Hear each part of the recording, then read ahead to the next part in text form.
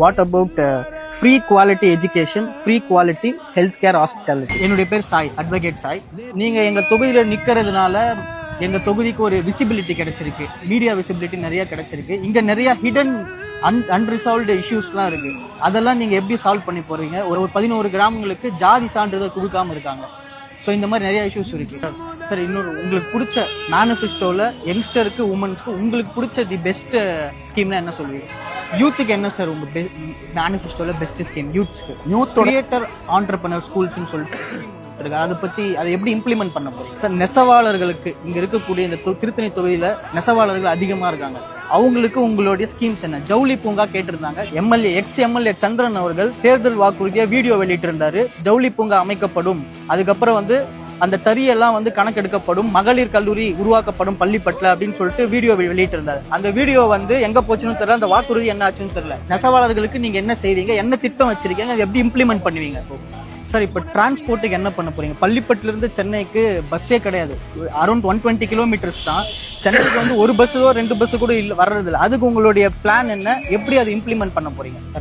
இவ்வளவு பெரிய பணக்கார கட்சி 2 சிட்டிங் எம்பி வச்சு, எக்ஸ் எம்பி ஜெகத் ரட்சகன் பணத்தை செலவு பண்ண போறாரு. ஏடிஎம்கே கோரி பணம் பயங்கரமா, பணக்கார கட்சி, நம்மள மாதிரி ஏழை கட்சி. இங்க இருக்கிறவங்க எல்லாருமே அன்னாடங்காட்சிங்க. ஏழைக்கு காசு அவன் கையில இருக்கிற காசு போட்டு தான் வரானுங்க. இங்க இருக்கு அங்கெல்லாம் அப்படி இல்லை. ஒரு பணத்தை தண்ணி மாதிரி செலவு பண்ணுவாங்க. நீங்க எப்படி சமாளிக்க போறீங்க? What about free quality education, free quality health care, hospitality? ஆந்திராவில் கொடுக்க முடியுது ஒரு எஜுகேஷன். ஒரு கவர்மெண்ட் ஸ்கூல் குவாலிட்டியாக கொடுக்குறாங்க, இங்கிலீஷ் நல்லா பேசுறாங்க. தமிழ்நாட்டில் அந்த அறிவிப்பை நாங்கள் எதிர்பார்த்தோம். அது ஏன் தளபதினால கொடுக்க முடியல? அதுக்கு ஏதாவது அல்டர்னேட்டிவ் இருக்கா? கொள்கையில காமராஜர் மாடல் ஸ்கூல்னு இருக்கு, அதோடைய இம்ப்ளிமெண்டேஷன் எப்படி? ரெவென்யூ டிபார்ட்மெண்ட்ல பிறப்பு சான்றிதழுக்கு லஞ்சம் வாங்குறாங்க, பட் டெத் சர்டிபிகேட்டுக்கும் லஞ்சம் வாங்குறாங்க. இதை எப்படி தடுக்க போறீங்க? லோக்பால், லோக் ஆயுக்தா இம்ப்ளிமெண்டேஷன் பண்ணிருக்காங்க. அது ஆனா எஃபெக்டிவா இல்ல. எல்லா தாலுகா ஆபீஸ்லயும் காசு வாங்குறாங்க. சார் இப்போ டிஎம்கே மேல பிஜேபி ஒரு அறிக்கையாவே விட்டுருக்காங்க, சார்ஜ் ஷீட் ஃபைல் பண்ணிருக்காங்க பியூஷ் கோயல்.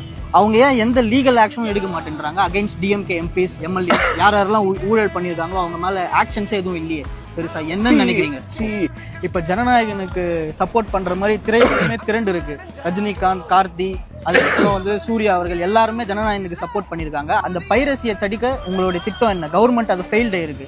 உங்களுடைய திட்டங்கள் என்ன? சிவாஜி படத்துல மாதிரி, மலேசியா, சிங்கப்பூர் மாதிரி நம்ம தமிழ்நாடு எப்ப மாறும்? நிறைய சோசியல் மூவ்மெண்ட்ஸ் இருக்கு.